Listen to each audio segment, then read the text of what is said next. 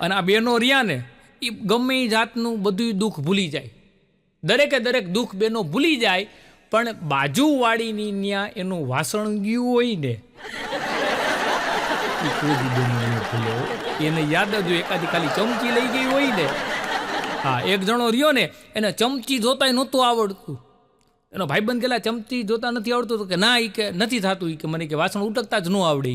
એ કે ચમચી ન આવડે કે ના, એ કે કામ કરી કે લગ્ન કરી નાખ. એટલે લગ્ન કરી નાખ્યા. હવે એને વાસણ સાફ કરતા આવડી ગયું, કપડાં ધોતા આવડી ગયું, અને હંજવારી પોતા કરતા આવડી ગયું. ઘરવાળી હારા હારાને બધું શીખડાવી દો. હા, એક બેન એના ઘરવાળાને કે આજે હું પહેલી વખત તમારી પાસે કંઈક માગું છું. એનો ઘરવાળો કે હજી કાલ તો તે માંગ્યું હતું. તો કે તો કાલની વાત હતી ને, હું તો આજની વાત કરું છું. આમાં લગભગ બેનો રહ્યા ને રોજ આજ કરીને એના ઘરવાળાને ફરી નાખી હોય. અને ઓલાના પછી 5 ભાગીના બિલ રહ્યા ને એવડા થઈ ગયા ઉધાર માગીને. મારો ભાઈબંધ ધવલો એવો અઘરી નોટ, માથે કંઈક ઢીમચું થયું હતું. મેં કીધું એલા આ માથામાં શું લાગ્યું? મને કે એક જગ્યાએ લગ્નમાં જમવા ગયો તો ન્યા કે ઢીમચું થઈ ગયું. મેં કીધું પણ ન્યા લગ્નમાં મેં કીધું તું બાંધવા થોડો ગયો તો ખાવા ગયો તો. મને કે એમાં એવું થયું કે હું ખાવા બેઠો ને કે તો ઓલી પીરસવાવાળી છોકરી કે રસ લેશો? એટલે મેં પૂછ્યું શેમાં, તારામાં કે વાટકીમાં? કે ઓલી ઉપાડીને પછી ડોયો માથે મારી ઓલાનું કપાળ ખોજાડી દીધું. હા, અને પેલા જો અત્યારે બધું બદલાઈ ગયું છે. એટલે અમુક બદલાઈ ગયું બહુ સારું થયું, પણ અમુકમાં નુકસાની થઈ છે. હવે પેલા રહ્યા ને આ બુફે જમણવાર નહોતા. પેલા તો રહ્યા પંગતમાં બેહતા, ખાવાવાળા બેઠા હોય, પીરસવાવાળા આવે. હવે એકાદો રીહાતો ત્યારે. અને અત્યારે રીહાવાનો જમાનો નથી. તમે જો રીહાઈને બેહો ને તો ભૂખે મરો, કોઈ ન આવે. અને અત્યારે એ પછી આજે પીરસવાવાળા એક જગ્યાએ હોય ને આપણે પછી થાળીઓ લઈને આટા મારતા હોય, કાઉન્ટરે જઈને કહેતા હોય થોડીક દાળ રાખજો, એકાદી ભજીયું આપો. ભિખારી જેવી જિંદગી કરી દીધી, માગીને ખાતો ને એવું લાગે આપણને અત્યારે. ધવલો હમણાં મારો ભાઈબંધ રહ્યો ને એ નવા બૂટ પહેરી આવ્યો, અને બૂટ ધમાકેદાર. મેં કીધું બૂટ તો જોરદાર હે, મેં કીધું બહુ સારા હે. મેં કીધું હું કિંમત ચૂકવી? મન કે દુકાનદારની નજર ચૂકવી. મારો બેટો બઠવીને ગયો હતો, આને મોંઘવારી નડે. અને ભાઈ અમારી સોસાયટીમાં તમે આવો ને તો અમારી સોસાયટીમાં એક બોકડો છે. એવો ગંધાઈ કે વાત જવા દો. એ 3જી શેરીમાં નીકળ્યો હોય ને તોય અમારા ઘર સુધી વાસ આવે. પછી અમે સોસાયટીવાળા બધા રહ્યા ને એક સ્પર્ધા જાહેર કરી કે એ બોકડાની હાઈરે 10 મિનિટ જે રહી લે ને એને 500 રૂપિયા આપવામાં આવશે. અને મારો ભાઈબંધ બોનીને નાખ્યો પાઈ રૂમની અંદર. બીજી મિનિટે તો બોકડો બારે નીકળી ગયો. હવે બોની કેવો ગંધા જવું છે. 25 દી સુધી નાઈ નહીં હો. આ ઘણા લોકો રહ્યા ને પોતે નો નાય, પછી ગામમાં બધાને નવડાવતા હોય. આ તમે વિડીયો જો તમને ઘણાને અનુભવ હોય છે, ઘણા નવડાવીને ગયા છે. હા, એક બાબા રહ્યા ને પ્રવચન આપતા હતા કે અમે વર્ષો સુધી બોલીએ નહીં ને એને મૌન વ્રત કહેવાય. એક પૈણેલો ઊભો થઈને કે અમે એને લગ્ન કહી. કેમ કે આ કાર્ડિયોગ્રામ રહ્યું ને એ હૃદય કેવી રીતે ધડકે ને એ દેખાડે, પણ જો કોના હાટું ધડકતું હોય એ દેખાડે, ભૂગા નીકળી જાય. હા સાહેબ, બહેનોના કબાટની અંદર નવા કપડાં માટે અને પુરુષના હૃદયની અંદર બીજી સ્ત્રી માટે કાયમી માટે જગ્યા હોય. તમે ગમે એટલા કપડાં બહેનોને લઈ દો, કબાટમાં હમાડી દે. ભાઈ રહ્યા ને એનું ધ્યાન બબીતા ઉપર જ હોય. દરેક પૈણલા પુરુષના હૃદયમાં એક જેઠાલાલ આટા મારતો હોય. એક બેન રહ્યા ને રાતના પાણી પીવા ગયા રસોડામાં, અને બેન ચુડેલ જોઈ ગયા. બેનને તાવ આવી ગયો. વહેલી સવારે ડૉક્ટરને વિઝિટ કરવા હાટું બોલાવવા પડ્યા. ડૉક્ટર આવ્યા, દવા દીધી, અને જાતા એના ઘરવાળાને કે રસોડામાંથી અરીસો કઢાવી નાખજો. બેન એને જોઈ ગયા હતા. એક જણો મને કે આ ધનતેરસના દિવસે એ કે સોનું ઘરે લેવાય ને? મેં કીધું આ લેવાય. મેં કીધું શું કન કહેવાય? મને કે આપણી પાડોશણનું નામ સોનું હોય તો એને ઘરે લેવાય કે નહીં? મેં કીધું 100% એને ઘરે લેવાય, પણ ધનતેરસના બીજા દિવસે કાળી ચૌદસ આવે ત્યારે જે કકળાટ થાય એને પછી કેમ હેન્ડલ કરવો ને એ તારે વિચારવાનું રહે. હમણાં ધવલો મને હામો મળ્યો ને તો ભાઈ માથે મોટો હુંડલો હતો અને હુંડલામાં એની ઘરવાળીને બેહાડી હતી. મેં કીધું ઓય આ વરઘોડો ક્યાં નીકળો? મને કે કાળી ચૌદસ છે ને તો કકળાટને બહાર મૂકવા જાઉં છું. મેં કીધું આ કકળાટ નહીં, ઓલો ભજીયાનો કરીને એ બહાર મૂકવાનો હોય. પણ મને કે મેન કકળાટ તો આજ કે નહીં. પછી મેં ધીમે પાડી દીધી. અને જો બે બેનપણીઓ ભેગી થાય એ વાતો કરે, બે ભાઈબંધ ભેગા થાય એ વાતો કરે, પણ એમાં તફાવત હોય. બે બેનપણી ભેગી થાય ને એટલે તરત શું કે એલી તું તો જો જાડી થઈ ગઈ. અને આપણે બે ભાઈબંધ ભેગા થાય ને એટલે શું કે ખબર લે તું હજી જીવસ? આજ શબ્દો આવે. કેમ કે ભાઈબંધને એમ જ કે આપણો ભાઈબંધ જીવો ન છે, હપ્તા ભરી ગુજરી જવો જોઈએ.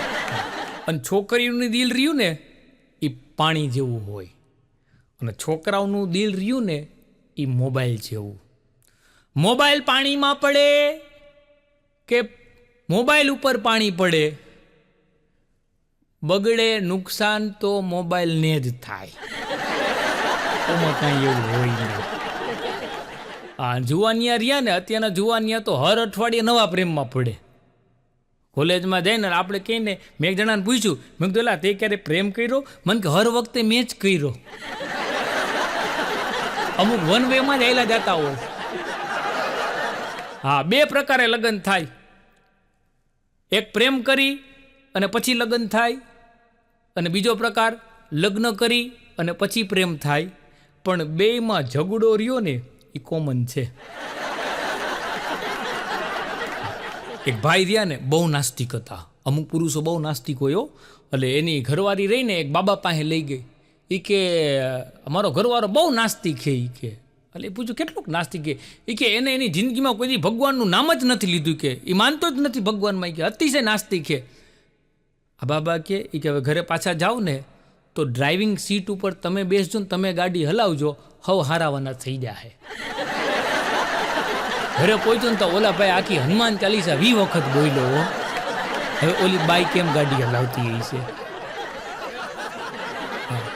એક જણા કે ઈ કે કોઈ રાહદારી હાઈલો જતો હોય અને આમથી ગાડી આવે અને આમથી ગાડી આવે અને બેની વચ્ચે એને લઈ લેતો. મેં કીધું એમાં કાંઈ નહીં. મેં કીધું બે ગાડીવાળા નક્કી કર્યું હોય ગમે એ થાય પણ ઓળા છટકવો ન જોઈએ. અને અમુક પીલી નાખ્યો ધ્યાન ન રાખો તો. અને અમુક બેનો તો રિયા ને હેવા જાડા હોય અને એ પાછા વોટ્સઅપમાં સ્ટેટસ રાખે હો, અપની પલકો પે મુझको ઉઠા લો સાજના. હવે એને કોણ સમજાવે કે આમાં તારા સાજનાની અડધી ઉઠી જાય. એક પહેલવાન હતો, હોટલમાં જમવા ગયો તો ત્યાં ગરમી બહુ થતી હતી તો પોતે કોટ પહેર્યો હતો ને ત્યાં ખીતીએ ટીંગાડી દીધો અને ચિઠ્ઠી લખી, કુસ્તીની અંદર મારો પહેલો નંબર આવેલો છે એટલે આ કોટ કોઈ અડવો નહીં, નકર મારીને પાડી દઈશ. એ હોટલમાં જઈમો થોડીક વાર ફર્યો, આવીને જોઈને તો ત્યાં કોટ નહોતો અને એક ચિઠ્ઠી ટીંગાડેલી હતી કે દોડની સ્પર્ધાની અંદર મારો પ્રથમ નંબર આવેલો હતો એટલે મને પકડવાની કોઈએ કોશિશ કરવી નહીં. શેરની માથે સવા શેર બધી જગ્યાએ હોય જ. એક જણો દવાખાને ગયો, પેટમાં કંઈક દુખાવો થઈ ગયો હોય છે એટલે ડૉક્ટર સાહેબે પૂછ્યું કે કાલ રાતના શું ખાધું તું? તાકે pizza, burger, Punjabi, Chinese. Doctor સાહેબ કે હાચે હાચું કે આ ફેસબુક ઉપર મૂકવા હાટું નથી પૂછતો, મારે તારી ટ્રીટમેન્ટ કરવી છે. ઓલો કે તો લખો એ કે ભાખરીને ગલકાનું શાક ખાધું હતું તો દુખાવો બરોબર. એક જણો રહ્યો ને એની પ્રેમિકાને કે આપણા લગ્નની વાત કરવા હાટું તારા બાપુજી પાસે ક્યારે આવું? એ કે ઓલી કે મારા બાપાના હાથમાં લાકડી ન હોય ને ત્યારે. નકર લાકડી તને ટીપી નાખજો.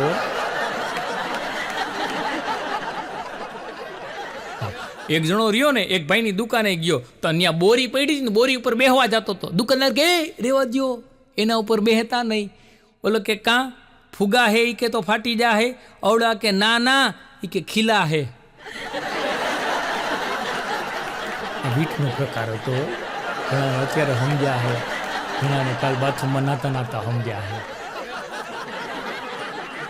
હમણાં તમે કંકોત્રી વાંચી, હું તો ગોટે ચડી ગયો. એક બેનના બહુ મોટી ઉંમરે લગ્ન થયા. કંકોત્રીમાં પછી રસમ લખી હતી, મહેંદીની રસમ.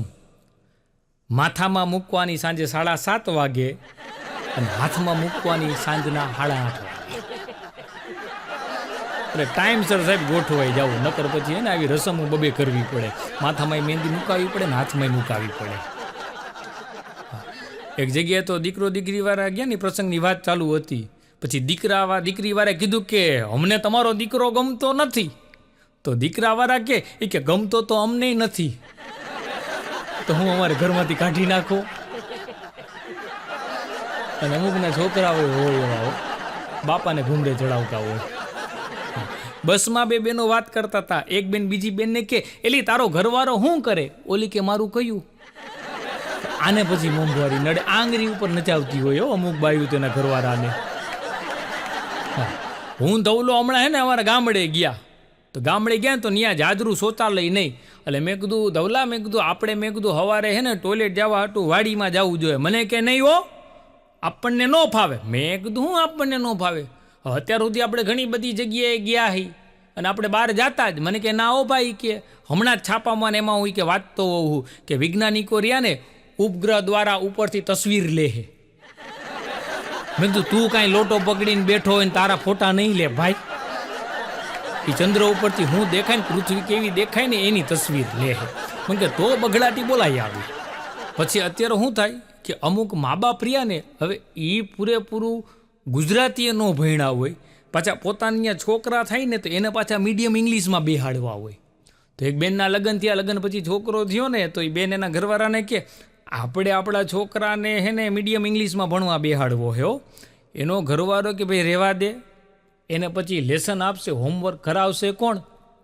ઘરે આપણે એકાદો સાહેબ રાખી તો મને ન પોહાય, બેન રાખી તો તને વાંધો. મીડિયમ ઇંગ્લિશમાં બેહાડવામાં છોકરાનું પછી એને રિઝલ્ટ મીડિયમ આવે. પછી અમુકને અંગ્રેજી બોલવાનો બહુ શોખ હોય.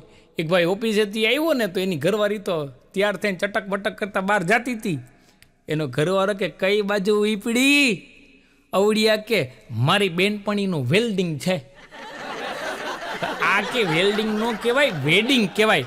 અરે એ કે એનું ઘર ઘેણું છે, એ કે એને વેલ્ડિંગ જ કહેવાય. અવડા કે તો વેલ્ડિંગ કહેવાય કે જો ઘર ભેણું હોય તો. હમણાં તો એક જગ્યાએ બિલ્ડિંગમાં હું જતો હતો, હું તો પહેલાં લિફ્ટમાં વયો ગયો. હું લિફ્ટમાં હજી પાર્કિંગમાં લિફ્ટ ઊભી હતી, તો લિફ્ટ દરવાજો બંધ થવા જતી હતી. ત્યાં એક લેડીઝ આવી, કાંખમાં છોકરું તેડ્યું હતું. એ કાંખમાં છોકરું તેડેલા હોતું અંદર આવીને એટલે મેં પૂછ્યું, મેં કીધું પેલો કે બીજો? મને કે નાલાયક આ બાજુવાળાનો છે, હું તો કુંવારી. અરે મેં કીધું માણની સ્વિચ દબાવું, તારે પેલા માળે જવું હે કે બીજા માળે જવું હે? હું પછી લિફ્ટની બહાર નીકળીને પગથિયા ચડીને વયો ગયો. કેમ કે અમુક સમજે જ નહીં આપણે, અને આપણે હેરાન થઈ જાય ને આમાં. બે જણા રહ્યા ને વાતું કરતા હતા. મને કે ગજબનો જમાનો આવી ગયો હોય. પેલા તો મચ્છર રહ્યા ને એ ખાલી રાતના જ કેળતા હતા, હવે તો દિવસે બટકા ભરે છે. તો બીજો કે ભરે જ ને, એ કે મોંઘવારી કેવી થઈ ગઈ છે, મચ્છરની ઓવર ટાઈમ કરવું પડે હો, એવી મોંઘવારી થઈ ગઈ છે. અને ગરમી સાહેબ ભૂકા કાઢી નાખે. વ્યો ઘણા કહેતા હોય કોઈના જવાથી કાંઈ ફેર પડતો નથી. સાહેબ ઉનાળામાં હમણાં 1 કલાક લાઇટ ગઈ ને બહુ ફેર પડે. સીડીઓ લાખવા ગોઠવાઈ જાય, વિખાઈ જાય આપણા જે ગોઠવા હોય ને. હા, એક તો બહુ ગરમી હતી તો એક મચ્છર રહ્યું ને એસીવાળા રૂમમાં એક જણાને આવ્યું અને ઓલાને કાન પાંચીને હળવેક દઈને કે હું તને બટકું નહીં ભરું પણ રૂમમાં ખાલી મને હોવા દે. એટલે સાહેબ આ સરસ મજાનું માધ્યમ છે. બીજું કાંઈ કરો કે ન કરો પણ હર વર્ષે હે ને ચોમાસામાં એક ઝાડવું વાવજો સોસાયટીમાં તમારા ઘર પાસે, તો એ દેશ સેવા કેવા છે, સમાજ સેવા કેવા છે. અને તમે બધા જે મને શાંતિથી સાંભળો તે બદલ આપશોનો ખૂબ ખૂબ આભાર. આવા જ મજેદાર કોમેડી વિડીયો જોવા માટે અમારી આ ચેનલને સબસ્ક્રાઈબ કરો, વિડીયો લાઈક કરો, શેર કરો. આભાર. જય માતાજી.